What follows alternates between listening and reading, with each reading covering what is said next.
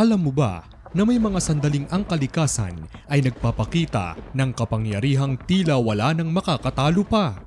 Sa videong ito mga katoto, panoorin natin ang top 5 pinakamalalakas na kidlat na nakuhanan ng video. Mga eksenang tunay na hindi mo gugustuhing maranasan sa totoong buhay.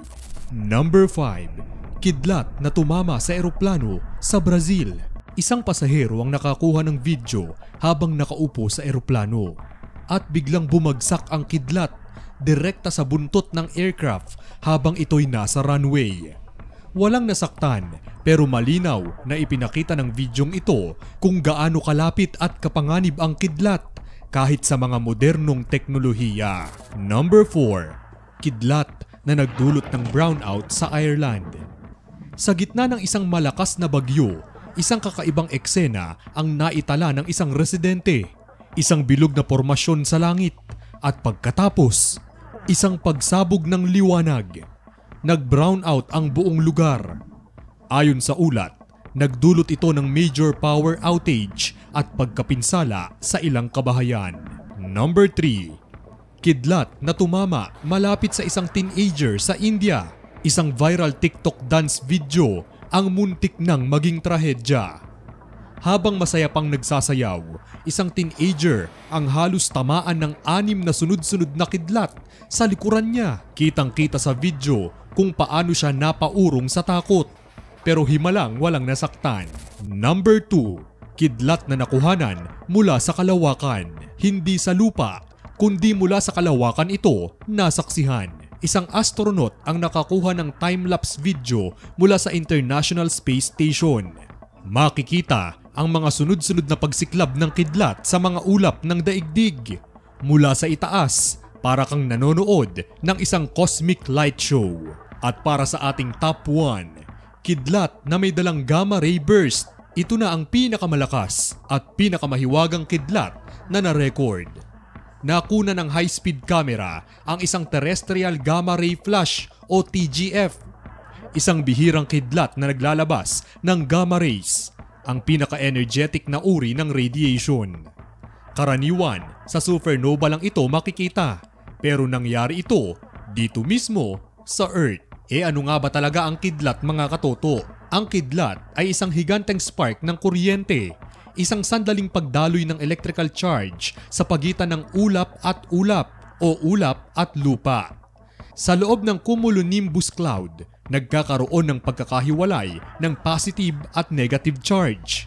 Ang yelo at nagyeyelong tubig sa taas ng ulap ay nagiging positive charge, samantalang ang mas mabibigat na yelo sa gitna ay nagiging negative. Kapag sobrang lakas na ng electric field, babagsak ang kuryente bilang step leader. Susundan ng napakaliwanag na return stroke, ang kidlat na nakikita natin. Gaano naman ito kadelikado? Sa buong mundo, libo-libo ang nasusugatan at namamatay kada taon dahil sa kidlat. Kayang sirain ng isang strike ang linya ng kuryente at appliances sa loob ng bahay. Maraming natural na wildfire ang nagmumula sa isang kidlat at maaari ka ring tamaan kahit 10 milya ang layo mo sa ulap ng bagyo. Ang tanong ng ilan, may mabuti ba itong naidudulot? Ang kidlat ay tumutulong magbago ng nitrogen sa hangin upang maging usable fertilizer para sa lupa. Ang kidlat rin ay tumutulong lumikha ng ozone sa atmosphere na sumasala sa UV rays. Tumutulong din ang kidlat mapanatili ang balanse ng kuryente sa daigdig. Ang kakaibang strikes naman ay tumutulong sa science upang mas maintindihan ang high energy radiation. Ano naman ang gagawin mo para maging ligtas sa kidlat? Iwasan ang matataas na puno, open fields, bodies of water at metal rails. Magandang magtago sa mga gusaling may bubong at pader o loob ng kotse na may metal frame. Tanggalin sa saksakan ang mga electronics na hindi kailangang bukas, lalo na yung mga appliances na nakakabit sa mataas na antena. Pero alam mo ba na may tinatawag din tayo na volcanic lightning? Ito yung static discharge na nabubuo sa loob ng ash plume. Kagaya ng nakita natin nang pumutok ang Bulkang Taal, January bago mag-pandemic. At isa rin sa may pinakamaraming kidlat sa mundo ay ang Lake Maracaibo sa Venezuela. na may hanggang 260 na bagyo bawat taon. Sa gitna ng modernong teknolohiya, may mga bagay pa ring hindi kayang kontrolin ng tao. Isa na dyan ang kidlat, mabilis, malakas, at minsan nakakabighani. Kaya sa susunod na marinig mo ang kulog, magdasal ka na lang at huwag na huwag magtitiktok sa gitna ng bagyo. Kung gusto nyo pang makarinig ng mga katulad nitong mga kwento, ilike lang ang ating Facebook page at mag-subscribe sa ating YouTube channel.